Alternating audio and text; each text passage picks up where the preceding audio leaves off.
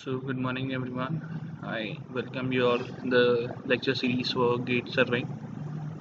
Okay, so we have completed in the last class about theodolite surveying. This is going to be start with a new chapter, that is your leveling. Okay, I will try to complete at least two chapter today, that is your leveling and tachometric surveying. Okay, so regarding leveling, so far we were dealing with in your chain surveying as well as in your compass surveying as well as in your theodolite surveying in your horizontal plane. Now we'll be dealing in your vertical plane. Generally, leveling is generally said that you need to find out the elevation of a given point. This is uh, uh, suppose this is your any instrument with the help of which we can establish a new point. So with the help of a known datum, suppose we have got a reduced level or a benchmark. Okay, we have a benchmark whose value is already known, so you have to establish a new point, and what you are doing, you are establishing or what the height of this particular point or the elevation of this point. So you are working in the vertical plane that is related to leveling. Okay, so this is it's nothing but your leveling. It is to establish a new point with respects to a known elevation. It's nothing but your leveling. Generally it happens in the vertical plane. So by bookish definition, what it is saying that find the elevation of a given point with reference to the given or assumed datum that I have told you. What we have to do, we have to find out the elevation of any point with reference to an assumed datum, or it can be a given datum. So this benchmark can be assumed or it can be given. Okay. Next point is to establish a point to a given elevation or assumed datum, and we can also establish a given elevation. Uh, we can establish to a given elevation or assumed datum also. Okay, so this is the second one. Third one is to establish a point at a given elevation or at a different elevation with reference to a given assumed datum. So we can establish a given elevation or different elevation with reference to the assumed datum. So we can also establish a point whose derivation is known with respect to what are the assumed datums. Deals with the angular and linear measurement in the vertical plane. Basically it deals with what the angular and linear measurement in vertical plane. As I've told you, in leveling we are going to deal in the vertical plane only. We are not concerned with the horizontal plane. We are mainly concerned with your vertical plane. So these are the important factors in which we are in leveling which you need to consider. First one is to establish a new point with reference to the assumed datum. We can establish a given elevation point with respect to assumed datum. We can establish a known elevation or given elevation or different elevation with respect to the assumed datum, and basically it deals with what uh, angular and linear measurement in the vertical plane. So this is all about your leveling. This is the bookish definition of your leveling. Okay, देखो उसमें अपन क्या कर रहे हैं, let me tell you in Hindi first. In this what is happening, अपन क्या करने वाले हैं कि एक अपन एलिवेशन क्या कर रहे हैं, फाइंड आउट कर रहे हैं विद रिस्पेक्ट टू वर्ड एक जो पॉइंट है जिसका एलिवेशन ऑलरेडी नोन है, उसके हेल्प से अपन क्या कर रहे हैं दूसरे पॉइंट का अपन एलिवेशन फाइंड आउट कर रहे हैं. और अपन कहाँ पे फाइंड आउट कर रहे हैं, इन वर्टिकल प्लेन. अपन वर्टिकल प्लेन में अपन काम कर रहे हैं, तो उसको अपन क्या बोलेंगे, लेवलिंग. ठीक है, इसमें नया पॉइंट भी स्टैब्लिश कर सकते हैं गिवन एलिवेशन, एक नया एलिवेशन भी अपन स्टैब्लिश कर सकते हैं अज्यूम पॉइंट से. अपन गिवन एलिवेशन भी स्टैब्लिश कर सकते हैं as well as differential elevation भी अपन स्टैब्लिश कर सकते हैं. तो ये दोनों अपन स्टैब्लिश कर सकते हैं विद रिस्पेक्ट टू डेटा. और कि काय में डील करता है, deals with angular and linear measurement. Angular measurement भी ले रहे हैं अपन as well as linear measurement भी ले रहे हैं अपन चेन के हेल्प से. और कौन से प्लेन में वर्क कर रहे हैं, अपन वर्टिकल प्लेन में वर्क कर रहे हैं. ठीक है, this is about your levelling. Okay, after that there is fundamental definitions of your leveling. So fundamental definition, basically the first definition which we need to know is your level surface. So generally level surface अपन किसको बोला जाता है कि as you all know the earth is parodical, so any line which is parallel to this earth surface is called as what, your level surface. A curved surface which at each which at each point is perpendicular to the direction of the gravity at that point. Okay, so any point if you consider, it will be what, perpendicular to the gravitational point. It will be perpendicular to the gravitational point. So ऐसा जो point हो रही है, ऐसी जो line हो रही है, इसको अपन क्या बोलेंगे, it is called as a level surface. Okay, a curved surface which at each point is perpendicular to the direction of gravity at that point.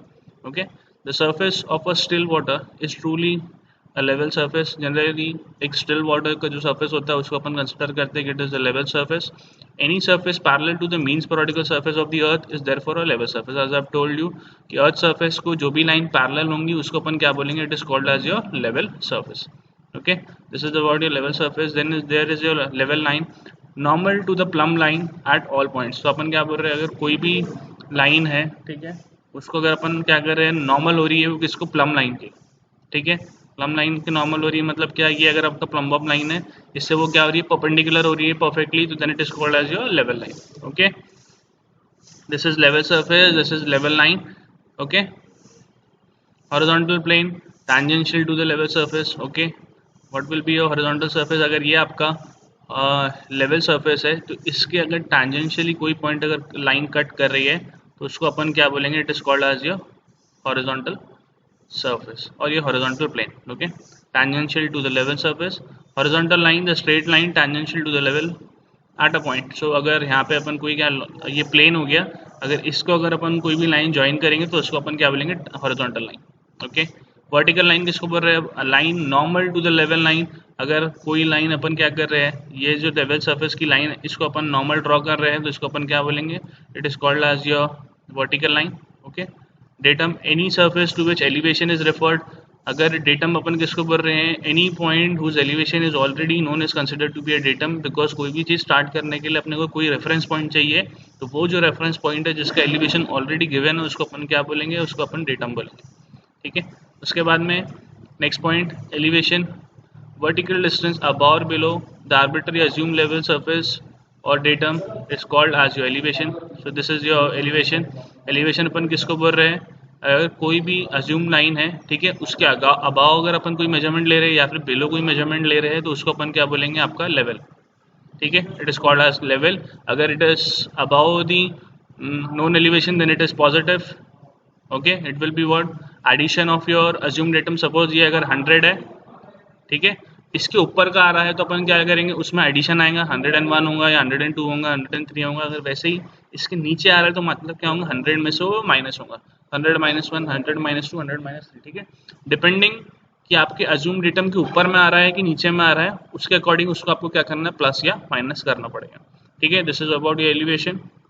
Okay, after that the important part is your benchmark, जिसको अपन datum भी बोलते हैं. ठीक है, benchmark किसको बोल रहे हैं कि ऐसा जो पॉइंट कंसिडर कर रहे हैं, बिकॉज लेवलिंग में अपन जनरली क्या किया जाता है, कोई भी चीज़ का अगर आपको एलिवेशन फाइंड आउट करना है तो उसको अपन किसके हेल्प से फाइंड आउट करते हैं, एक अज्यूम पॉइंट के जो जिसको अपन रेफरेंस पॉइंट बोलते हैं. ठीक है, रेफरेंस पॉइंट किसको लिया जाता है, जिसका एलिवेशन ऑलरेडी नोन है.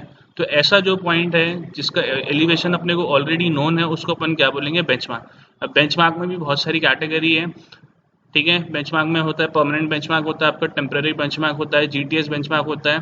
ठीक है, तो there are different benchmarks available. तो अपने सर्वेइंग के हिसाब से किस कंडीशन का सर्वेइंग है अपना, उसके अकॉर्डिंगली अपने को अपना बेंचमार्क अपने को चूज करना पड़ता है. ठीक है, this is about your benchmark. Relative permanent point of reference whose elevation with reference to assume datum is known. ठीक है, जिसका पॉइंट का एलिवेशन ऑलरेडी नोन है उसको अपन क्या बोलेंगे, बेंचमार्क. ओके, उसके बाद में देख लेते हैं मेथड्स ऑफ लेवलिंग. ठीक है, there are 3 methods of levelling. ठीक है, 3 मेथड्स अपने पास लेवलिंग के. एक आपका होता है बैरोमेट्रिक लेवलिंग. ठीक है, इसमें क्या होता है, make use of phenomena that difference in elevation between 2 point is proportional to the difference in atmospheric pressure at this point. तो इसमें ये आपका प्रिंसिपल यूज किया गया है, जिसमें अपन क्या बोल रहे हैं कि डिफरेंस ऑफ एलिवेशन अगर 2 पॉइंट के बीच का है, ठीक है, तो वो जो डिफरेंस है वो किससे इक्वल हो रहा है, it is equal to what, the atmospheric pressure at this point. ठीक है, this is your barometric levelling. Second वाला होता है आपका ट्रिग्नोमेट्रिक लेवलिंग.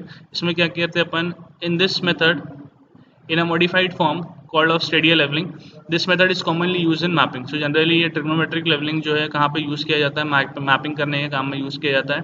ठीक है, next is your spirit levelling और your direct levelling. In this spirit level and sighting devices generally ये बहुत कॉमनली यूज़ करते हैं, जिसको अपन डायरेक्ट लेवलिंग बोलते हैं. ठीक है, इसमें अपन क्या यूज़ कर रहे हैं, एक स्पिरिट लेवल यूज़ कर रहे हैं, एक टेलीस्कोप यूज़ कर रहे हैं. ठीक है, sighting device are combined and vertical distance are measured by observing graduated rods. इसमें अपन एक ग्रेजुएटेड रॉड यूज़ करेंगे. ठीक है, place on the point, it is the most precise method. This is the most commonly use all over the world, which is called spirit levelling या फिर उसको direct levelling भी बोलते हैं. इसमें अपन क्या यूज़ कर रहे हैं, एक स्पिरिट लेवल यूज़ कर रहे हैं. एक टेलीस्कोप यूज़ कर रहे हैं और एक आपका ग्रेजुएटेड रॉड यूज़ कर रहे हैं, ठीक है। ये सारी इंस्ट्रूमेंट्स की हेल्प से अपन क्या करेंगे, अपना जो लेवल है उसको अपन फाइंड करने की कोशिश करेंगे, ठीक है। इसको अपन स्पिरिट लेवलिंग भी बोला जाता है, इसको डायरेक्ट लेवलिंग भी बोला जाता है, ठीक है। तो this is the most commonly and widely use all over the world. Next one is your commonly use levelling instrument. अब कॉमनली जो इंस्ट्रूमेंट यूज हो रहे हैं वो होता है आपका लेवल और एंड लेवलिंग स्टाफ, ठीक है। अपन जनरली ये जो मैं आपको बता रहा था स्पिरिट लेवल के बारे में, तो स्पिरिट लेवल और ये साइटिंग डिवाइस होता है, इसको अपन क्या बोलते हैं, लेवल भी बोल जाते हैं, ठीक है। They are together, that assembly is called as level, okay. और ग्रेजुएटेड रॉड्स के बारे में जो अपन बात कर रहे थे उसको अपन क्या बोलेंगे, they are called as your levelling staff, ठीक है। तो ये ही दो इंस्ट्रूमेंट है जिसकी हेल्प से अपन पूरा आपका लेवलिंग करते हैं, ठीक है। अब लेवलिंग में लेवल क्या होता है, level is to provide horizontal line of sight, ठीक है। जनरली क्या किया जाता है, आपका इंस्ट्रूमेंट इस तरीके से रखा जाएगा, ठीक है।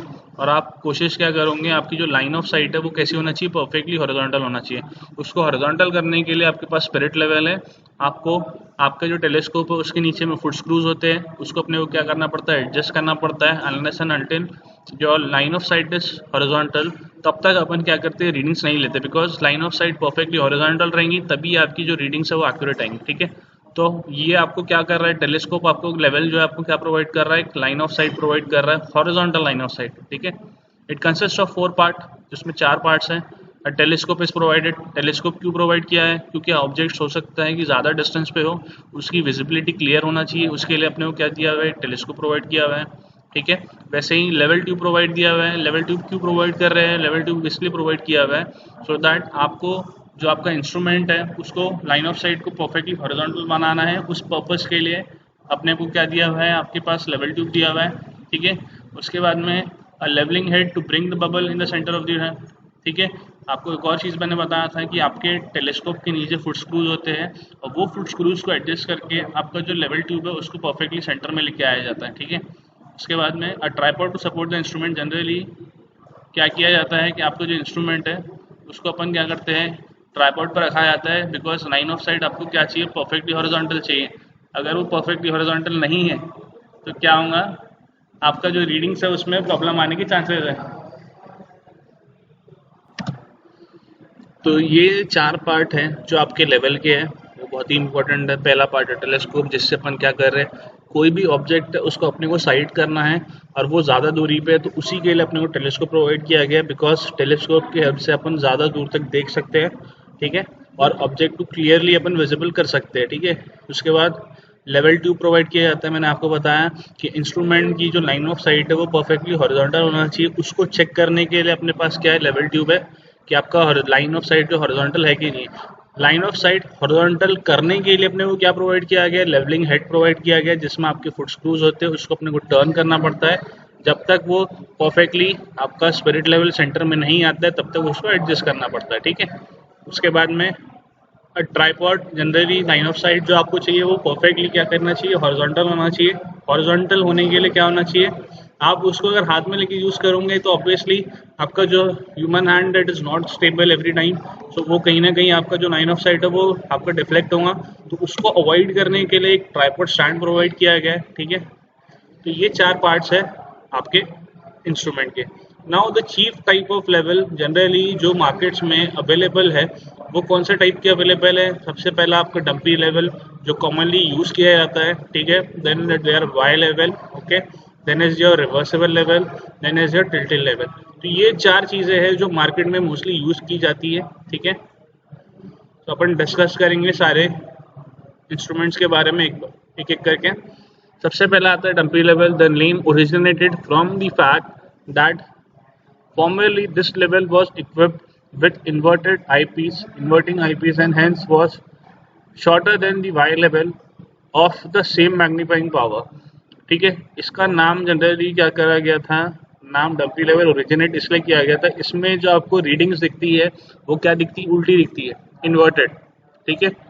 इसमें जो आपको आपका इंस्ट्रूमेंट है वो इन्वर्टेड दिखेंगे, उल्टा दिखेंगे, इसीलिए उसको डंपी लेवल नाम दिया गया था, ठीक है। जनरली ये क्या होता है, shorter than your Y level से छोटा होता है, ठीक है। And it is having the same magnifying power as your y level. Okay, after that it has various advantages. इसके कुछ एडवांटेजेस है dumpy level over Y level area, simple construction with fewer movable part. इसमें जो उसकी construction है वो बहुत ही simple तरीके से किया गया है और उसमें मूवेबल पार्ट भी बहुत कम है. ठीक है, फ्यूअर एडजस्टमेंट ज़्यादा करने की ज़रूरत नहीं है. ठीक है, लॉन्गर लाइफ ऑफ एडजस्टमेंट, आपका एडजस्टमेंट करने का क्या है इसमें लॉन्गर लाइफ है जो आपके वाई लेवल में प्रोवाइड नहीं होता है. ठीक है, after that there is your Y level.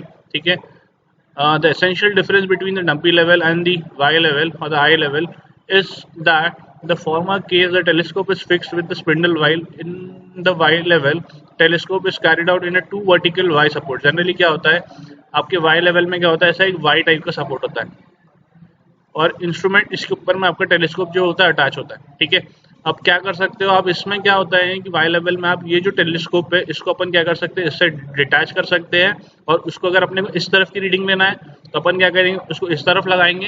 अगर आपको इसके पीछे की रीडिंग लेने का है तो अपने को क्या करना पड़ेगा, इसको डिटैच करना पड़ेगा और इसको टर्न करके अपन क्या करेंगे, इस तरफ लगाएंगे सो दैट इधर की अपन रीडिंग ले सके. तो ये डिटैचेबल होता है वाई लेवल में. ठीक है, और ऐसा वाई शेप का ऐसा अरेंजमेंट दिया रहता है, इसीलिए उसको नाम दिया गया है वाई लेवल. ठीक है, the Y level has an advantage over dumpy level in the fact that adjustment can be tested with greater rapidity and case. इसमें adjustment जो है अपन greater rapidity and case से अपन क्या कर सकते हैं, चेक कर सकते हैं. This is about a Y level. Then this is your reversible level. It is a combination of both dumpy level and Y level. तो वो क्या होता है, दोनों का कॉम्बिनेशन है, डंपी लेवल का भी और वाई लेवल का भी. इन दोनों को अगर मिलाओगे आप तो आपका जो लेवल बन रहा है उसको अपन क्या बोलेंगे, रिवर्सिबल लेवल. ठीक है, there is your tilting level. अब इसमें क्या होता है, in this the line of sight and the vertical axis need not be exactly perpendicular to each other. It helps in quick leveling. A tilting level is mainly designed for the precise leveling of work. इसमें क्या होता है, आपका जो line of site होती है और जो वर्टिकल एक्सेस होती है वो एक दूसरे को परपेंडिकुलर नहीं होती है. ठीक है, जनरली ये कहाँ पे यूज़ किया जाता है, क्विक लेवलिंग जहाँ करना है वो वहाँ पे यूज़ करेंगे अपन. ठीक है, जनरली कहीं के लिए यूज़ किया जाता है tilting level for precise levelling work. ठीक है, ये चार इंपॉर्टेंट इंस्ट्रूमेंट है जो जनरली लेवल में यूज़ किया जाता है. One is the dumpy level, eye level, the Y level, reversible level, then is your tilting level. Okay, after that then the another instrument which is required for leveling is your leveling staff. मैंने आपको बताया कि leveling staff generally use किया जाता है. There are various forms of leveling staff available in the market. There are three forms. One is your solid, one is your folding, one is your telescope. और solid staff में क्या होता है, the smallest deviation is 0.01 feet or 5 mm. The least count is 5 mm. However, some staff have fine graduation up to 2 mm. Generally, the length is 10 feet or 3 metre और 3 metre. Generally क्या होगा, देखो solid में क्या होता है कि जो मिनिमम और the least count of that instrument is 5 mm. ठीक है, इसकी जो हाइट होती है वो कितनी होती है, या तो 10 फीट होंगी या तो 3 मीटर के आसपास की होंगी. ठीक है, सॉलिड स्टाफ. उसके बाद में नेक्स्ट वाला क्या है आपका सर्विंग टेलीस्कोप. अब इसमें आपको मैंने बताया आपकी जो लेवलिंग होता है इसमें अपने को क्या करना पड़ता है, जो दूर वाले ऑब्जेक्ट्स होते हैं उनको क्या करना पड़ता है, उसका लेवल फाइंड आउट करना पड़ता है. ठीक है, तो उसके लिए अपने क्या करेंगे, अपने को अगर दूर का ऑब्जेक्ट देखना है तो उसके लिए अपने को टेलीस्कोप की ज़रूरत पड़ने वाली है. हाँ, तो आप टेलीस्कोप की हेल्प से क्या कर सकते हो, दूर का जो ऑब्जेक्ट है उसको अपन क्लियरली विजिबल कर सकते हैं. तो इसीलिए आपको टेलीस्कोप प्रोवाइड किया जाता है. ठीक है, द लाइन ऑफ साइट और the line of collimation is a line which is passing through the optical center of the eyepiece and the object glass. अब लाइन ऑफ साइट के बारे में तो अपन इसके पहले भी पढ़ चुके थ्रेडोलाइट में. उसको अपन क्या बोलते हैं कि अगर ये आपका टेलीस्कोप है, ठीक है, ये आपका आई पीस है, ठीक है, अगर कोई लाइन है वो क्या हो रही है आपके आई पीस के सेंटर में से, इसके अंदर डायफ्राम होता है उसके सेंटर में से, और ऑब्जेक्ट ग्लास, ये ऑब्जेक्ट ग्लास है, इसके सेंटर में से कोई लाइन अगर पास हो रही है तो उसको अपन क्या बोलेंगे, it is called as your line of sight और your line of collimation. Okay, after that इसमें ये बाकी इंस्ट्रूमेंट्स के बारे में नहीं बताया गया है बिकॉज जनरली जो कॉमनली यूज़ किया जाता है उसको अपन सॉलिड वाला ही बोलते हैं, या फिर फोल्डिंग भी हो सकता है, टेलीस्कोपिक भी हो सकता है. They are similar to each other. ठीक है, थोड़ा सा ही डिफरेंस है. After that parallax. दूसरी चीज़ है, if the image form by the object is not in the same plane with the cross hair, any movement of the eye is likely to cause an apparent movement in the image with reference to the crosshair. This is called as parallax. क्या होता है कि अगर वो directly आपको पता होगा कि टेलीस्कोप के अंदर में क्या होता है, कैसा डायफ्राम होता है, ठीक है। डायफ्राम क्या करता है आपका, इससे अपने को क्या करना पड़ता है, इसके सेंटर से आपके लेवलिंग स्टाफ में क्या रीडिंग आ रही है उसको अपने को क्या करना पड़ता है, मैच करना पड़ता है, ठीक है। अब क्या होगा, कई बार क्या होता है कि आपकी जो इमेज है वो डायफ्राम के क्या होता है एग्जैक्टली क्रॉस हेयर को क्या करती है, प्लेन में नहीं आती है, ठीक है।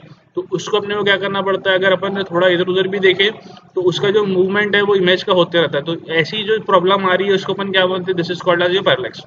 इसी को अपन क्या बोलते हैं, पैरालैक्स। इसको अपन कैसे अवॉइड कर सकते हैं, वहाँ पे टेलीस्कोप में आई पीस होता है, उसको टर्न करना पड़ता है, एज वेल एज आपके पास फोकसिंग स्क्रू है उसको टर्न करना पड़ता है, सो दैट ये पैरालैक्स जो आपका जो है वो एलिमिनेट हो जाए, ओके। उसके बाद नेक्स्ट पार्ट देख लेते हैं। Telescope consist of what, objective, eyepiece and diaphragm. मैंने अभी बताया आपको कि सामने में क्या होता है ऑब्जेक्ट ग्लास, अंदर में होता है डायफ्राम, ये होता है आपका आई पीस। डायफ्राम में क्या होता है, क्रॉस हेयर, जिसके हेल्प से आप रीडिंग लोगे, ठीक है। ऑब्जेक्ट ग्लास होता है सामने, आई पीस होता है पीछे। आई पीस का दिया रहता है सो दैट आपका जो डायफ्राम है वो क्लियरली विजिबल हो आपको, ठीक है। Next part, objectives. पहले देख लेते हैं ऑब्जेक्टिव में क्या है। It is a compound lens. Objective में क्या, it is a compound lens called as your achromatic lens. इसमें क्या होती है, एक एक्रोमेटिक लेंस होती है। It consist of double convex lens made up of crown glass and concave lens made of plinth glass. With this compound lens, both spherical and chromatic observation are completely eliminated. अब इसमें क्या हो रहा है, आपके पास lenses provided है, ठीक है। अब ये लेंसेज क्यों प्रोवाइड की जा रही है, सो दैट आप जो दूर का ऑब्जेक्ट है उसको क्लियरली अपन क्या कर सकते हैं, देख सकते हैं। उसके लिए ये ऑब्जेक्टिव यूज की जाती है। आईपीस, आईपीस का के लिए प्रोवाइड कर रहा है। Ramtensen eyepiece is the most commonly used. It is composed of plane and convex lens of equal focal length with the spacing of 2/3 f. Tugan eyepiece not commonly used. इसमें Ramsen eyepiece generally है, जो generally use किया जाता है। eyepiece क्यों provide किया जाता है, आपको जो डायफ्राम है उसको क्लियर करने के लिए, उसकी इमेज को क्लियर करने के लिए वो eyepiece प्रोवाइड किया जाता है। उसमें भी एक लेंस होती है, ठीक है। उसके बाद होता है आपका diaphragm. It consist of a cross hair in stadium theodolite wires are not included, are also included. अब क्या हो रहा है, डायफ्राम मतलब मैंने बताया आपको एक ऐसा सर्कल होगा, उसमें ऐसा एक वर्टिकल हेयर है, एक हॉरिजॉन्टल है। जनरली थ्रोडोलाइट मतलब आपका जो लेवलिंग इंस्ट्रूमेंट होता है उसमें ये दो ही होते हैं, ठीक है। अगर टैकोमीटर रहेगा तो उसमें एक ऊपर में भी आएगा, एक नीचे में भी आएगा। अगर एक लेवलिंग इंस्ट्रूमेंट है तो उसमें सिर्फ एक वर्टिकल आएगा, एक हॉरिजॉन्टल आएगा, बस, ठीक है। अब आगे चलते हैं इसके।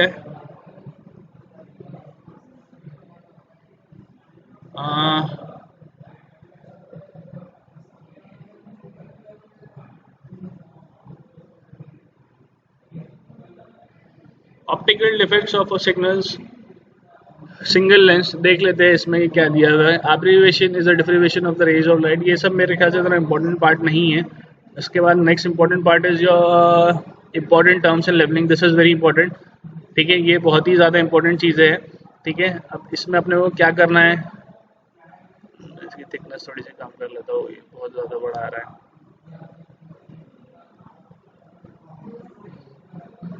Next part, the first important point is your height of instrument. अब हाइट ऑफ इंस्ट्रूमेंट इसको मेरे को एक्सप्लेन करने के लिए I need a diagram for that.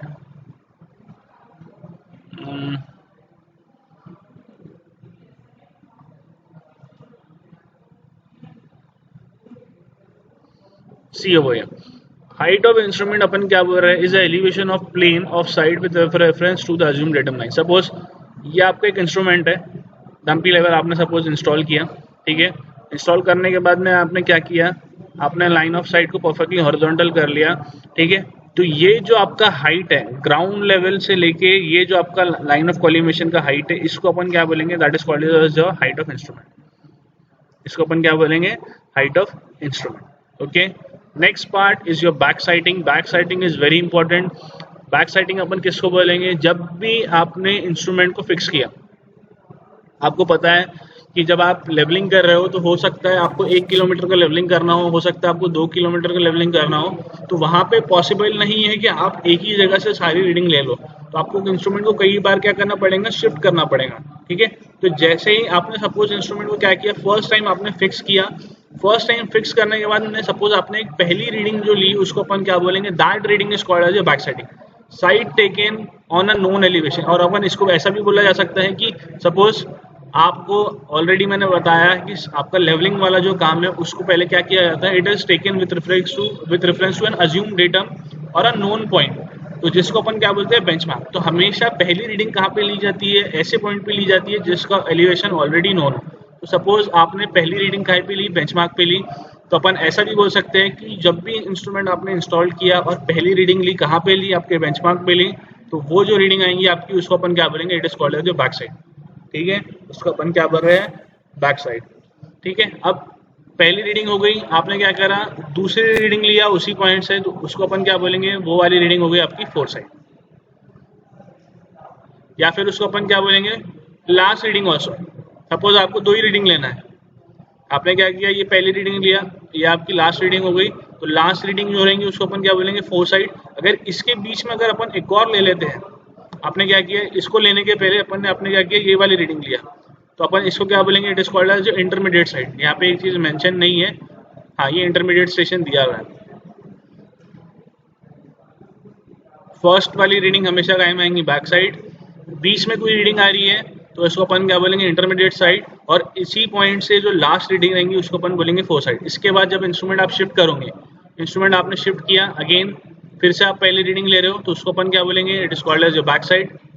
ठीक है, फिर बीच में कोई पॉइंट लिया आपने तो उसको बोलेंगे इंटरमीडिएट, फिर आगे में कोई पॉइंट लिया और वहां से अपन क्या करने वाले, इसके बाद ये रीडिंग के बाद इंस्ट्रूमेंट को शिफ्ट करने वाले, तो इसको अपन क्या बोलेंगे, that will be your fore sight. ठीक है, तो यही आपके इंपॉर्टेंट पॉइंट्स हैं, back sight, fore sight and intermediate points. ठीक है, turning point, it is a point on which both plus and minus sights are taken. ठीक है, इसको अपन टर्निंग पॉइंट बोलते हैं, जिसमें जहाँ पे बहुत पॉजिटिव भी आएंगी, यहाँ पे नेगेटिव भी आएगा, तो वो ऐसी जो पॉइंट आएंगे उसको अपन बोलेंगे टर्निंग पॉइंट। ठीक है, तो ये चार चीज़ें हैं जो बहुत ही इंपॉर्टेंट है, जो आपको पता रहना चाहिए सर्विंग के लिए, लेवलिंग करने के लिए। ठीक है, उसके बाद देखते हैं बुकिंग ऑफ लेवल्स। अब बुकिंग ऑफ लेवल कैसे करना है, सबसे पहले the height of instrument is calculated at each side of instrument. जितने बार आप इंस्ट्रूमेंट को सेटअप कर रहे हो उतनी बार आपको क्या करना है, आपको हाइट ऑफ इंस्ट्रूमेंट कैलकुलेट करना है। ठीक है, आगे चलते हैं। Based on the height of instrument the reduce level of other staff station can be calculated. अगर आपके पास हाइट ऑफ इंस्ट्रूमेंट अवेलेबल है तो उसके हेल्प से अपन क्या कर सकते हैं, बाकी जो पॉइंट्स हैं उनका रिड्यूस लेवल कैलकुलेट कर सकते हैं। कैसे निकालूंगे ये देखो, मैं एक छोटा सा एग्जांपल बताता हूँ। सपोज ये आपने फर्स्ट रीडिंग लिया, ये आपका बेंचमार्क है, बेंचमार्क पे जो लेवल है 100 है, इस पर आपने क्या करा, इंस्ट्रूमेंट लगाया, आपने फर्स्ट रीडिंग लिया। ठीक है, पहली वाली जो रीडिंग आएगी वो आई आपकी सपोज 1.5, तो आपका हाइट ऑफ इंस्ट्रूमेंट मैंने क्या बताया था, ये जो हाइट होती है ग्राउंड से लेके इस लाइन ऑफ कॉलिमेशन का जो हाइट है उसको अपन क्या बोलेंगे, that is called as your height of instrument. तो हाइट ऑफ इंस्ट्रूमेंट कितना हो गया आपका 100 प्लस 1.5, तो ये कितना हो गया 101.5 बराबर। ठीक है, अब सपोज आपको एक नया पॉइंट की रीडिंग लेना है, इसका एलिवेशन फाइंड आउट करना है, तो इसका एलिवेशन फाइंड आउट करने के लिए क्या करना पड़ेगा, इस पॉइंट पे अपन क्या करेंगे, रीडिंग लेंगे। सपोज यहाँ पे जो रीडिंग आ रही है वो क्या आ रही है आपकी, सपोज आ रही 1। ठीक है, आपने कैलकुलेट किया, रीडिंग कितनी आई 1 आई। ठीक है, तो आपको क्या करना पड़ेगा, देखो हाइट ऑफ इंस्ट्रूमेंट मतलब क्या है, इस लाइन का, ये जो लाइन है इसका जो लेवल है, ठीक है, ये जो लेवल है वो कितना है 101 का। अगर आपको इसके लेवल से अगर ये नीचे वाला पॉइंट फाइंड आउट करना है तो ऑब्वियसली इस लाइन से अपने को क्या करना पड़ेगा, नीचे जाना पड़ेगा, और इसके अगर फाइंड आउट करना है तो कितना नीचे आना पड़ेगा, 1 मीटर नीचे आना पड़ेगा, बिकॉज इस पे रीडिंग कितनी आ रही है 1। तो आप क्या करेंगे 101.1.5 माइनस 1, तो ये आपका आंसर जो आएगा वो कितना आएगा 100.5। तो इसके हेल्प से आपने क्या किया, इस पॉइंट का रिड्यूस लेवल कैलकुलेट किया। ठीक है, तो इस तरीके से अपन हाइट ऑफ इंस्ट्रूमेंट में रिड्यूस लेवल कैलकुलेट कर सकते हैं। ठीक है, और इसके लिए इसको जो ये जो मेथड है इसको अपन क्या बोलते हैं, हाइट ऑफ इंस्ट्रूमेंट मेथड भी बोला जाता है। ठीक है, ठीक है, अब इसके बाद में इसके लिए जो चेक है वो क्या है, आपको क्या करना है, समेशन और बैक साइड। आपने जब टेबल बनाओगे, टेबल में अपने को क्या करना पड़ता है, बैक साइड का टेबल होता है एक, ठीक है, एक होता है आपका इंटरमीडिएट साइड, ठीक है, एक होता है आपका फोर साइड, ठीक है, एक रहेगा आपका आरएल का, तो अपने को क्या करना पड़ेगा, बैक साइड की जितनी भी रीडिंग आई उनका सम करना है। तो आपका पहला क्या होगा, submission of back side minus what, submission of four side. तो लेफ्ट हैंड साइड पे अपन क्या ले रहे हैं, submission of back side minus submission of four side. और जो पहला लास्ट आरएल रहेगा और जो फर्स्ट आरएल रहेगा उन दोनों को अपने को माइनस करना है। और ये जो दोनों वैल्यू है आपकी आपकी क्या आना चाहिए, सेम आना चाहिए। अगर मतलब इधर 0.5 आ रहा है तो राइट साइड में भी आपको क्या आना चाहिए, 0.5 आना चाहिए। अगर इधर -0.5 आ रहा है तो उधर भी कितना आना चाहिए, -0.5 आना चाहिए। अगर चेक वेरीफाई होता है दैट मीन्स आपने जो भी कैलकुलेशंस किए वो करेक्ट किए हुए। अगर इसमें गड़बड़ है दैट मीन्स आपका जो इंस्ट्रूमेंट की रीडिंग्स आपने जो ली है उसमें कुछ तो भी प्रॉब्लम आ रही है। ठीक है, तो this is your height of instrument method जो कॉमनली यूज किया जाता है। उसके बाद दूसरा मेथड है आपका राइज एंड फॉल मेथड। ठीक है, अब राइज एंड फॉल में अपन क्या करेंगे, डिफरेंस ऑफ एलिवेशन निकाला जाता है।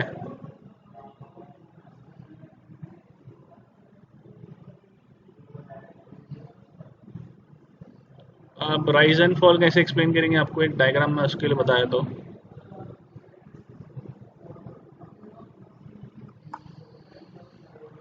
ओके, सपोज आपने देखो टेबल आपने फिलअप किया हुआ है, back side, next is your intermediate side, next is your fore side, उसके बाद लिखेंगे अपन राइज, उसके बाद लिखेंगे अपन फॉल। ठीक है, और उसके बाद में आएगा आपका आरएल। ठीक है, ये आपके टेबल की हेडिंग होती है। ये होगी आपकी back side, intermediate side, fore side, rise, fall, RL. ठीक है, अब देखो क्या कर रहे हैं आप, आपने एक इंस्ट्रूमेंट सेटअप किया। इंस्ट्रूमेंट सेटअप करने के बाद आपने पहली रीडिंग लिया। ठीक है, पहली रीडिंग में क्या करेंगे अपन, बेंचमार्क पे ले रहे हैं। सपोज बेंचमार्क आपका 100 का है। ठीक है, आपकी जो वैल्यू है पहले वाले की वही 1.5, तो अपन पहली रीडिंग हमेशा काय में लिखते हैं, बैक साइड। ठीक है, आपने इसके बाद में क्या किया, एक और रीडिंग लिया। इसके बाद में अपन क्या करने वाले, एक और रीडिंग लेने वाले। इसके बाद अपन क्या करने वाले, इंस्ट्रूमेंट को शिफ्ट करने वाले। तो पहली वाली रीडिंग आई 1.5, सेकेंड वाले पे सपोज रीडिंग आई आपकी कितनी, 1 मीटर की आ रही है। ठीक है, और उसके बाद में जो नेक्स्ट वाली रीडिंग आ रही है वो कितनी आ रही है, सपोज ये लास्ट वाले पे आ रही है आपकी 0.5।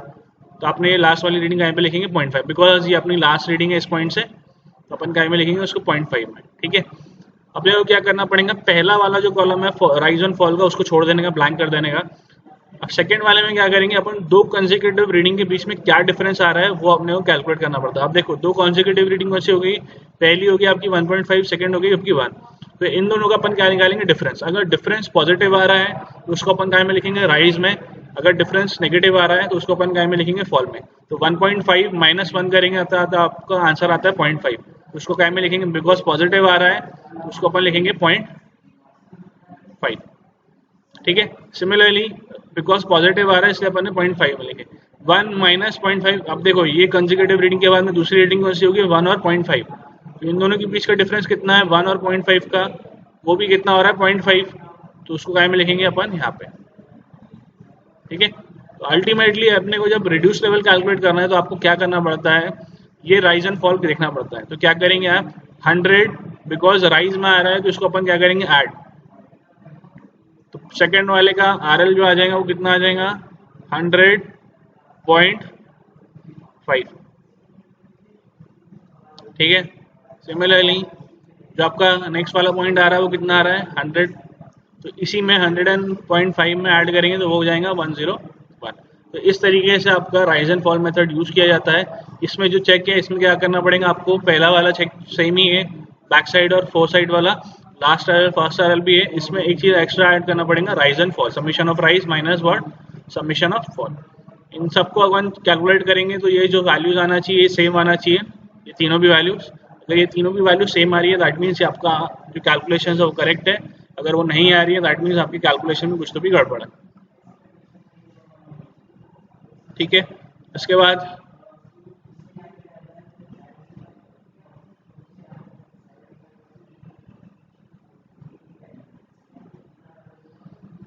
इसके कुछ एग्जांपल्स दिए हुए वो भी देख लेते हैं। क्या बोल रहा है, a levelling instrument is set up at a point.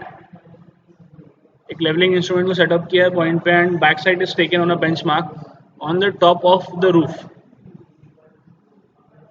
ठीक है, is -1.04. The benchmark of the roof is 100 meter. The staff readings on the still sill level is taken as 2.42, the RL of sill is what? तो अपने को क्या करना है, देखो एक लेवलिंग इंस्ट्रूमेंट सेटअप किया गया है और क्या कर रहा है, बैक साइड रीडिंग लिया हुआ है बेंचमार्क पे on the top of the roof, roof के टॉप पे लिया हुआ है, ठीक है। तो रूफ के टॉप पे अपने को जब भी रीडिंग लेना पड़ेगा तो आपको आपका जो टेलीस्कोप है या फिर आपका लेवलिंग स्टाफ है उसको इन्वर्ट करना पड़ेगा, उल्टा रखना पड़ेगा। तो उल्टा रखेंगे इसलिए उसकी जो रीडिंग आई वो माइनस आई, ठीक है। The benchmark of the roof is what 100 metre, तो अपने को बेंचमार्क निकल गया, रूफ का कितना आ रहा है 100 metre. The staff reading on the sill level is 2.42, the RL of the sill is what, अब अपने को क्या बोला है, सिल लेवल पे भी उसने क्या करा है, एक लेवलिंग स्टाफ लगा के रीडिंग लिया, उसकी जो रीडिंग आ रही है वो कितनी आ रही है 2.42, ठीक है। उसके बाद नेक्स्ट चीज़ क्या करने का है, RL निकालना है सिल का। तो अपन कैसे निकालेंगे, देखो सबसे पहले अपन क्या निकालेंगे, लाइन ऑफ कॉलिमेशन का RL। ये इंस्ट्रूमेंट आपका सेटअप है, ठीक है।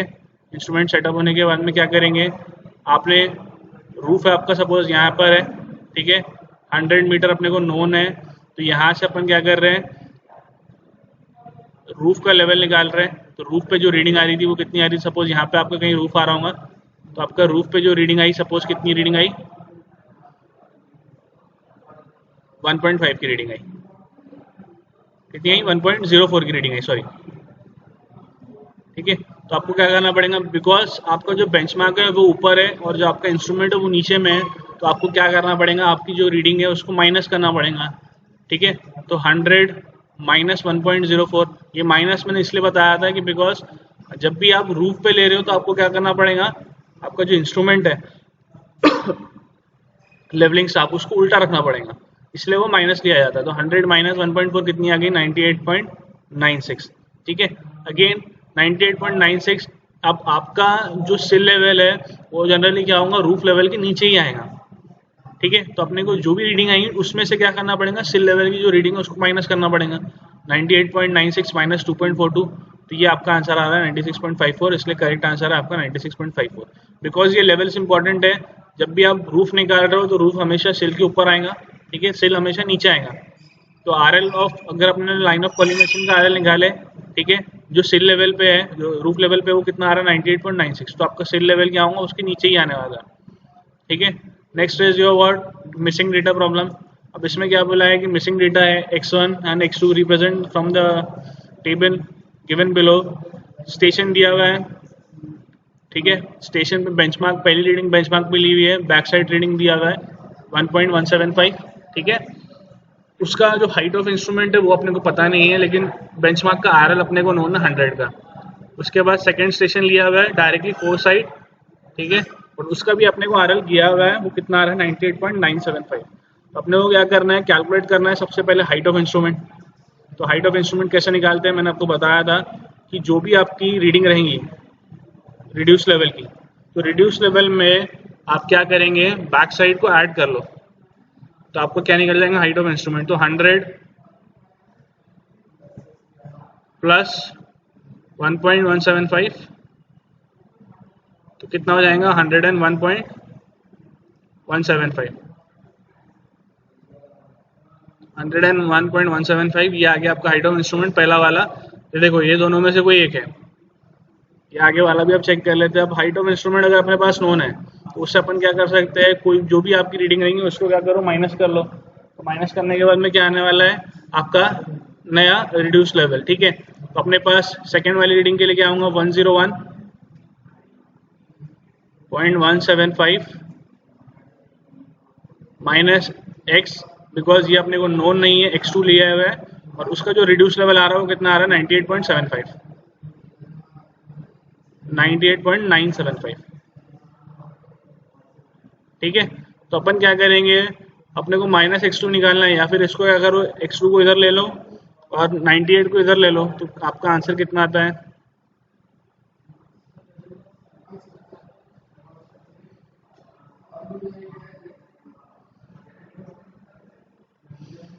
तो 101.175 माइनस 98.975, तो आ रहा है 2.2, आंसर आ रहा है 2.2। तो यहाँ से अपने पास जो करेक्ट आंसर है वो कौन सा वाला है, सी वाला है, ठीक है। तो ऐसे अपन इसको कैलकुलेट कर सकते हैं, मिसिंग डेटा वाला प्रॉब्लम। हो सकता है ये आपके डेट में क्वेश्चन में पूछ लें,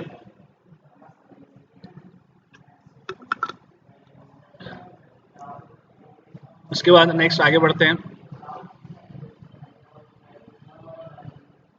ये उसका कैलकुलेशन ये है, अगर आपको रेफर करना है तो आप देख सकते हो। उसके बाद curvature and refraction correction, this is important. आपको पता होगा कि आपका जो अर्थ सरफेस है जनरली क्या होता है आपका, इट इज स्पोरेडिकल इन नेचर। तो आप जब भी रीडिंग्स लेते हो अपन क्या करते हैं, अपन अज्यूम करते हैं कि जो लाइन है वो परफेक्टली लेवल है, ठीक है। लेकिन ऐसा केस है नहीं, बिकॉज अर्थ सरफेस जो है वो कैसा है आपका कर्व सरफेस है। तो आपकी जो लाइन आ रही है वो भी कैसी आएंगी, आपकी लाइन भी कर्व ही आएंगी। तो ये जो एरर क्रिएट हो रहा है इसको अपन क्या बोलते हैं, कर्वेचर एरर, ठीक है। तो कर्वेचर एरर जो आपका वो ऑलवेज नेगेटिव होता है। It is given by the formula D square by twice R, ठीक है। D is a horizontal distance between what A and B, जो भी दो पॉइंट है उनके बीच का जो डिस्टेंस हॉरिजॉन्टल डिस्टेंस, उसको अपन डी से डिनोट करते हैं। R is the radius of the earth which is 6370 kilometer, and cc is the curvature of the earth which is generally taken as 0.07857 d square, where d is generally taken in kilometer because distance kilometers में ली जाती है। Refraction मतलब क्या होता है, because जब levelling आप कर रहे हो तो हो सकता है आप काफ़ी दूर तक का जो है पॉइंट को अपन क्या कर रहे हो, मेजर कर रहे हो, और कई बार क्या होता है कुछ डिस्टेंस पे आपका जो एयर डेंसिटी होती है वो उसमें वेरिएशन होता है। तो उसके वजह से क्या होता है, ऑब्जेक्ट कई बार ऊपर है तो नीचे अपीयर होता है, नीचे है तो ऊपर अपीयर होता है। तो इस ऐसा जो आपका प्रॉब्लम आ रही है, ठीक है, इसकी जो प्रॉब्लम है इसको अपन क्या बोलते हैं, इसको बोलते हैं रिफ्रैक्शन, ठीक है। तो उसको भी अपन को करेक्शन करना पड़ता। तो रिफ्रैक्शन जनरली पॉजिटिव होता है। उसका फॉर्मूला क्या है, it is generally taken as 1/7 of curvature correction, तो 1/7 of D square by twice R, ठीक है। It is finally the value is coming out to be 0.0112 D square in metre where d is in kilometre. और उसके बाद में आता है combine correction, दोनों का कॉम्बिनेशन, कर्वेचर का रिफ्रैक्शन का, ठीक है। तो जो फॉर्मूला आ रहा है वो कितना आ रहा है, 6/7 D square by twice R, generally ये नेगेटिव होता है, ठीक है। सो d अगर निकालना है तो d कैसे निकालेंगे, d equals to what, combine correction divided by 0.06735, ठीक है। इससे अपन कंबाइन डिस्टेंस निकाल सकते हैं अगर curvature correction given, combine correction given है तो, ठीक है। Distance of visible horizon, distance of visible horizon मतलब क्या होता है, ये आपका हॉरिजॉन है, ठीक है। एक पॉइंट पर अगर अपन कंसिडर करें तो उसके पॉइंट से अपन कहाँ तक देख सकते हैं उसको अपन क्या बोलेंगे, that is your visible horizon. तो ये जो डिस्टेंस है वो अपन निकाल सकते हैं। उसके लिए फॉर्मूला है डी इक्वल्स टू व्हाट, यही सेम फॉर्मूला यूज करना है, D equals to what, combine correction divided by 0.06735 under root, okay. Both curvature and refraction taken into account, दोनों भी चीज़ों को अपने को क्या करना है, अकाउंट में कंसिडर करना है। अब इसमें एक एग्जांपल भी दिया हुआ है, an observer is standing on the ship deck, sees a light house. क्या कर रहे हैं, एक ऑब्जर्वर शिप डेक पे खड़ा है, वो लाइट हाउस देख रहा है। The top of the lighthouse is 35 metre above the sea level. तो अपने को क्या दिख रहा है कि वो एक शिप पे खड़ा हुआ है, ठीक है, उसको एक लाइट हाउस दिख रहा है वहाँ से, और जो लाइट हाउस है उसका जो हाइट है वो कितना दिया हुआ है, 35 मीटर का दिया हुआ है। And the height of the observer is 6 metre about the sea level, इसकी जो हाइट है वो कितनी है, 6 मीटर ऊपर है। The distance between the observer and the lighthouse is what, अब डिस्टेंस इनके बीच का अपने को निकालना है कि इनके बीच का जो डिस्टेंस है वो कितना है, ठीक है। तो वो कैसे निकालेंगे अपन, देखो हाइट ऑफ द टावर कितना है, 35 metre, height of the observer कितना है, 6 मीटर की। डिफरेंस इन हाइट कितना हो गया, हाइट का डिफरेंस इनका अगर निकालेंगे तो हम ओपन क्या हो जाएंगे, 35 माइनस 6, तो कितना होगा 29। तो डिस्टेंस निकालना है, distance between the observer and the lighthouse is what, D equals to what, combine correction, या फिर कंबाइन करेक्शन का फॉर्मूला यूज कर लो directly, C equals to what, 6/7 D square by twice are.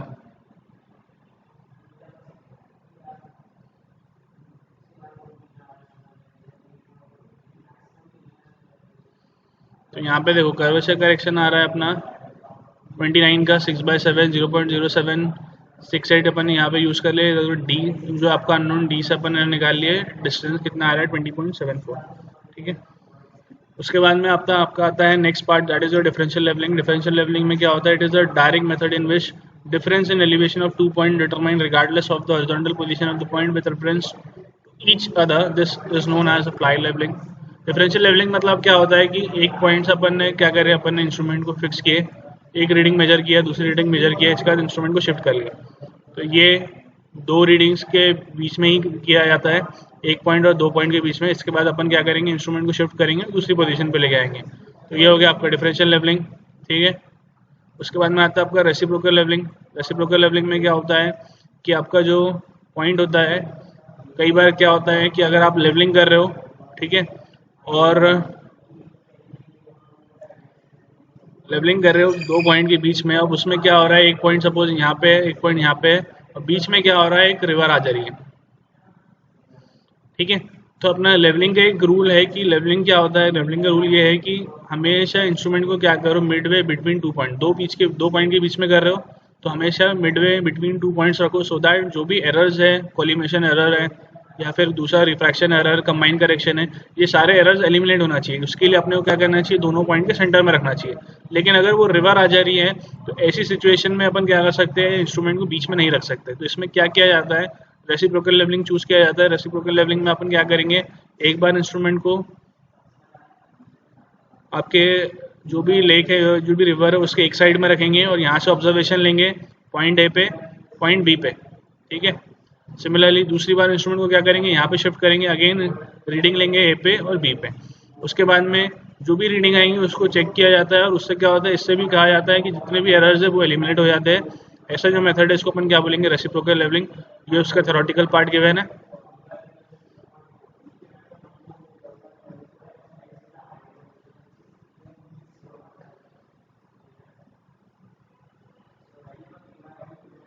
This is about differential levelling. Differential levelling के बाद में क्या part दिया हुआ है,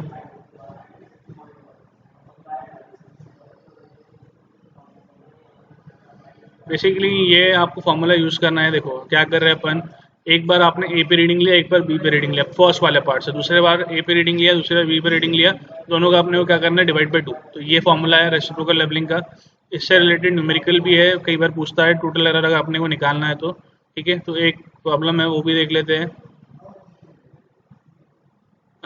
क्या दिया हुआ है, levelling instrument, leveling between 2 points A and B on the opposite sides of the river. The level was set up near A, and the staff readings are taken at on A and B are 2.645 and 3 meter, 2.3 meter respectively. तो आपने क्या किया, instrument को A के पास में रखा हुआ है और दोनों की रीडिंग ली है 2.645 और 2.3।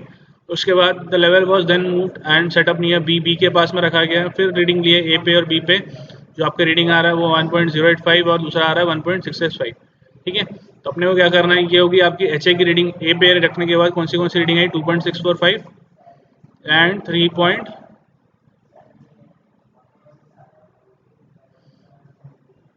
2.645 पहला वाले का आ रहा था, और दूसरे वाले पे आ रहा था,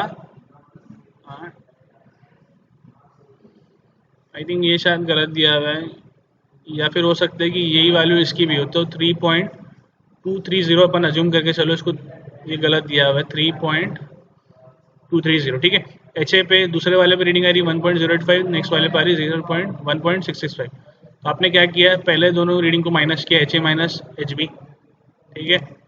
तो ये reading minus this reading, similarly after that this reading minus this reading divide by 2, यार आपका माइनस, तो ये हो गया आपका एरर, ठीक है। तो ये इसी को अपन क्या बोलेंगे, रेसिप्रोकल लेवलिंग। हो सकता है कि डायरेक्टली ऐसा भी पूछे आपको।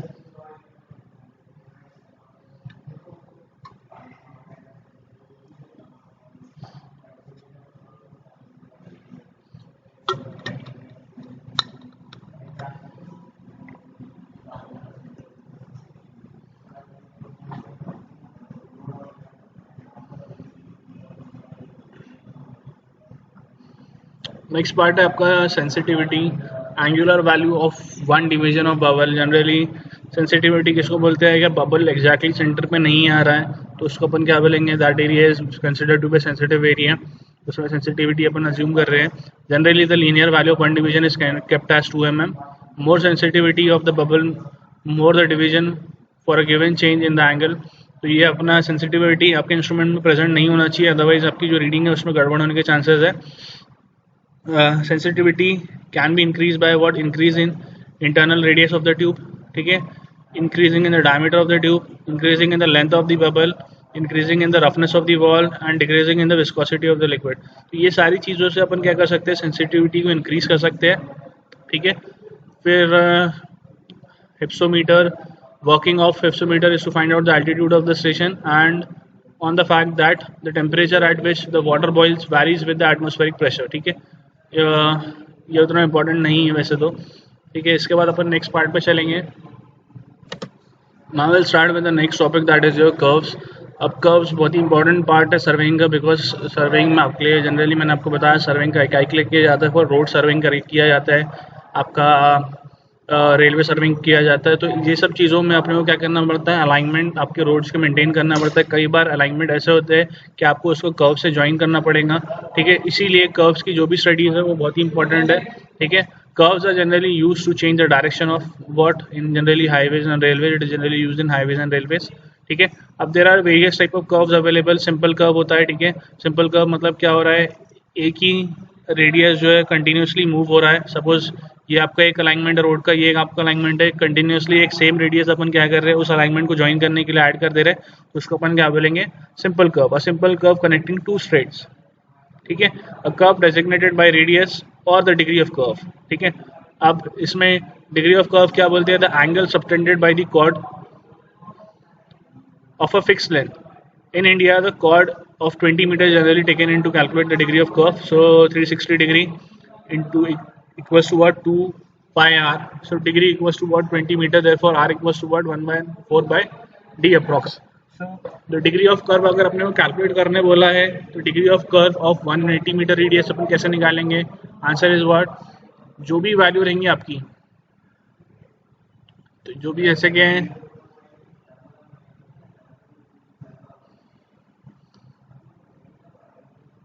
डिग्री ऑफ कर्व आपको अगर कैलकुलेट करना है तो अपन क्या करेंगे, आपका ये फॉर्मूला है 1146 बाई डी. तो आपको यहाँ पे यही फॉर्मूला यूज़ करना है. यहाँ पे क्या करना पड़ेगा, डिग्री ऑफ कर्व यहाँ पे कितना दिया हुआ है, अज्यूम करेंगे अपन कुछ भी वैल्यू डिग्री ऑफ कर्व के लिए. ठीक है, तो रेडियस या फिर ये फॉर्मूला यूज़ करो डिग्री ऑफ कर्व के लिए. आर यहाँ पे अपने को आर क्या निकालना है, the degree of curve for 860 metre radius. तो 860 मीटर का रेडियस ये हो गया आपका वैल्यू. ठीक है, 1146 और यहाँ पे क्या दिया हुआ है, डी. तो यहाँ से अपन क्या निकालेंगे, डिग्री ऑफ कर्व. यहाँ से इसको कैलकुलेट करो तो यहाँ से आपको क्या मिल जाएगा, डिग्री ऑफ कर्व मिल जाएगा. ठीक है, तो ये कैलकुलेट एक बार करके देख लेना कितना आंसर आता है. ये एक जो डायग्राम दिया हुआ है, it is a simplest curve, simple curve. अब ये जो है पॉइंट, इसको अपन को बहुत ही इंपॉर्टेंट है. इसको अपन क्या बोलेंगे, ये वाला जो पॉइंट है इसको डिफ्लेक्शन एंगल बोला जाता है. ठीक है, T1 पॉइंट है, इसको अपन टैंजेंट पॉइंट बोलेंगे. This is your first tangent. ठीक है, जिसको अपन रेड टैंजेंट भी बोलते हैं. ठीक है, this is your first tangent, this is your last tangent. ठीक है, ये आपकी कर्व है टैंजेंट पॉइंट 1, टैंजेंट पॉइंट 2. ठीक है, ये जो डिफ्लेक्शन एंगल आएगा ये हमेशा किससे इक्वल होगा, अंदर में जो एंगल क्रिएट हो रहा है ये, this is your radius of the curve, this is the radius of the curve, this is also the radius of the curve. because इस पॉइंट पे क्या होगा, सिंपल कर्व में जो रेडियस ऑफ द कर्व होता है वो सबके लिए सेम होता है. ठीक है, यही मैंने आपको एक्सप्लेन किया ये पॉइंट्स का क्या क्या दिया हुआ है. बैक टैंजेंट किसको बोल रहे हैं अपन, 81. 81 जो होगी आपकी बैक टैंजेंट होगी. ठीक है, फॉरवर्ड टैंजेंट किसको बोल रहे हैं अपन, T2B. T2B होगी आपकी फॉरवर्ड टैंजेंट. ठीक है, V is the point of intersection. यहाँ पे जहाँ पे वो इंटरसेक्ट हो रही है उसको अपन क्या बोल रहे हैं, point of intersection. Point of curve, the point where the straight line becomes a curve. यहाँ पे जो स्ट्रेट लाइन बिकम्स हो रही है आपकी कर्व, इसको टैंजेंट पॉइंट भी बोला जाता है. ठीक है, वैसे ही सेकंड टैंजेंट पॉइंट जहाँ पे अपनी दूसरी पॉइंट का कर्व का मिल रहा है. ठीक है, डिफ्लेक्शन एंगल किसको बोल रहे हैं अपन, ये वाला जो पॉइंट हो गया इसको अपन क्या बोल रहे हैं, डिफ्लेक्शन एंगल. ठीक है, और जो टैंजेंट डिस्टेंस है T1V और T2V जनरली कैसे निकाला जाता है, r10 5/2. बिकॉज क्या करना पड़ेगा आपको, ये वाला जो पार्ट है इसके बीच में अपने को ट्रिग्नोमेट्रिक रूल लगाना पड़ेगा. तो r10 5/2 से अपने को क्या करना पड़ता है, आपका आंसर मिल जाता है r10 del/2 या फिर 5/2. अगर 5 अगर एंगल है तो 5/2, अगर डेल है तो del/2. ठीक है, फिर external distance by apex distance, the distance from the vertex to the centre of the curve. तो अगर यहाँ से लेके यहाँ तक का जो डिस्टेंस अगर अपन कंसिडर कर रहे हैं तो ये इसको अपन क्या बोलेंगे, वर्टेक्स. और जनरली वो किस फॉर्मूले से दिया जाता है, r into sec del by 2 - 1. This is the external distance. फिर mid point, mid ordinate, the distance from the mid point of the long chord to the mid point of the curve, मतलब ये वाला जो point C D point, इसको अपन क्या बोलते हैं, मिड ऑर्डिनेट्स, ठीक है। The right hand of the curve which deflects towards the right in the progress of the survey, जैसे ये यहाँ पे अगर डिफ्लेक्ट राइट की तरफ हो रही है तो उसको अपन क्या बोलेंगे, right hand of the curve. जो लेफ्ट की तरफ आपको डिफ्लेक्ट हो रहा है उसको अपन क्या बोलेंगे, left hand of the curve.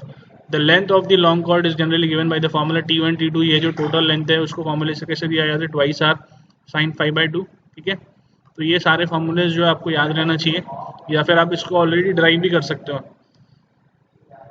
Now the length of the curve is what, T1 C T2, ठीक है। इसको अपन क्या बोलेंगे, this is your length of the curve. उसके बाद नेक्स्ट निकालना है आपको चेनेजेस निकालना है T1 का। तो T1 का चेनेज कैसे निकलेगा, जो भी आपका चेनेज दिया हुआ है V पे, जनरली आपका जो अलाइनमेंट है वो यहाँ से स्टार्ट हो रहा है, तो ऑब्वियसली ये पॉइंट पे जो आपका अलाइनमेंट रहेगा वो ज़्यादा रहेगा। सपोज ये आपका 0 है, तो आपने जब रोड का मेजरमेंट लेना स्टार्ट किया तो ये आपका क्या आएगा, सपोज यहाँ पे 100 आ रहा है, तो इस पॉइंट पे अगर आपको चेनेज निकालना है तो वो ऑब्वियसली 100 से कम आएगा। तो 100 में से वो आपको जो लेंथ है VT1 या T1V, इसको अपने को क्या करना पड़ेगा, माइनस करना पड़ेगा। तो chainage of V minus what, tangent length, that will give you the chainage of T1।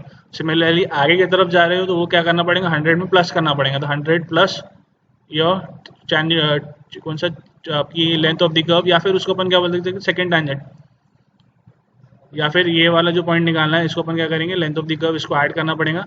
Because आपका जो अलाइनमेंट है वो अब इस पे नहीं है, अब वो अलाइनमेंट कहाँ पे आ रहा है, इस पॉइंट पे आ रहा है, ठीक है। तो अपन क्या करेंगे, जो भी आपका चेनेज आएगा T1 पे, उसमें अपन क्या करेंगे, लेंथ ऑफ कर्व को ऐड करेंगे, तब जाके आपका क्या निकलेगा, चेनेज एट T2।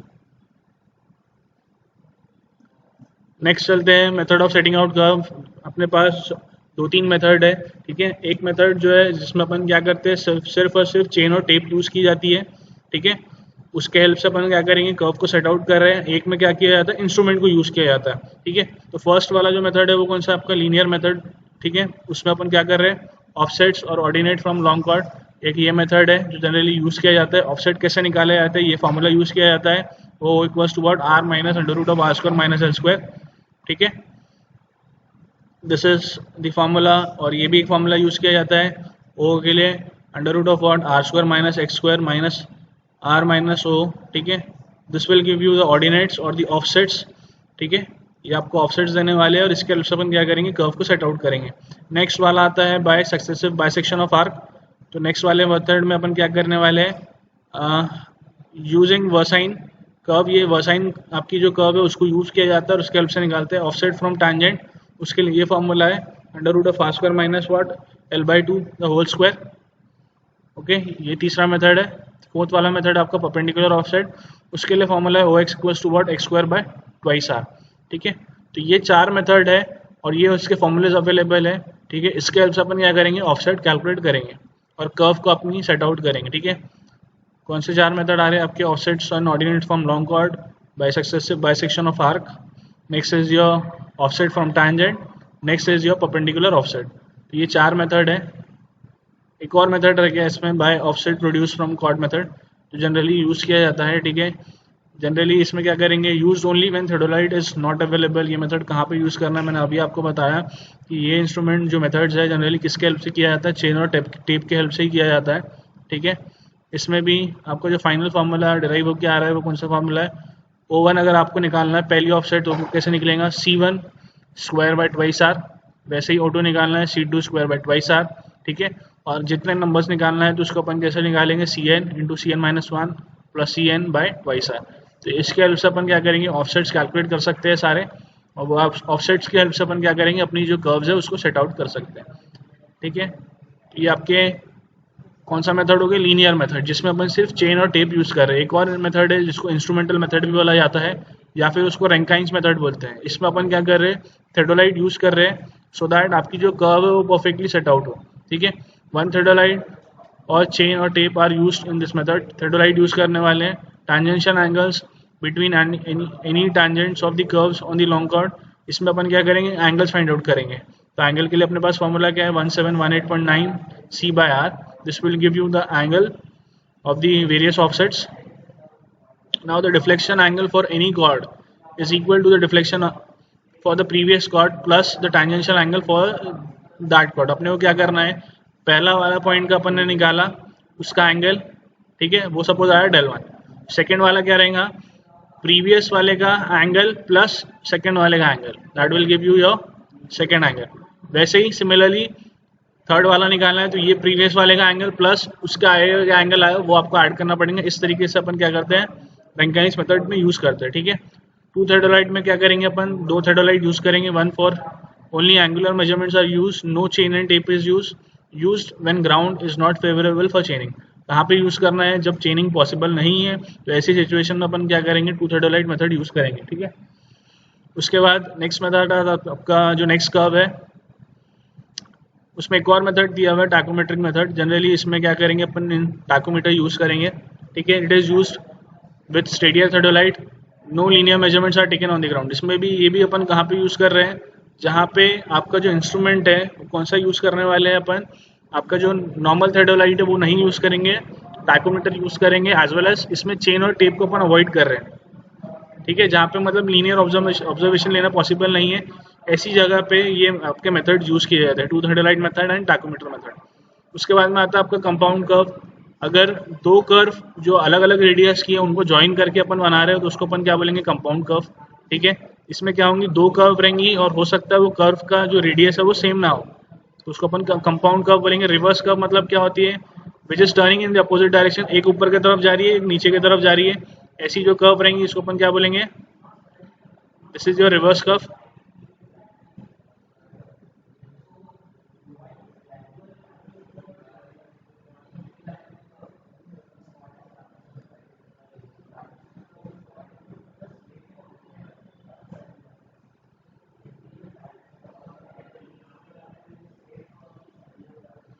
तो इतना ही पार्ट है आपके कर्व्स का, इसके आगे का पार्ट नहीं दिया हुआ है। आई थिंक इतना ही पार्ट कर्व्स का दिया हुआ है जो इम्पोर्टेंट है। तो ये आपको इसमें इंपॉर्टेंट चीज़ ये है कि आपको मेथड्स पता रहना चाहिए, ये दोनों भी, ठीक है। ये दो मेथड्स के बारे में इंपॉर्टेंट चीज़ है और आपको different type of curves available कौन सी अपने को वो पता रहना चाहिए, ठीक है। नेक्स्ट क्लास में देखेंगे फिर बाकी की चीज़ें। Thank you.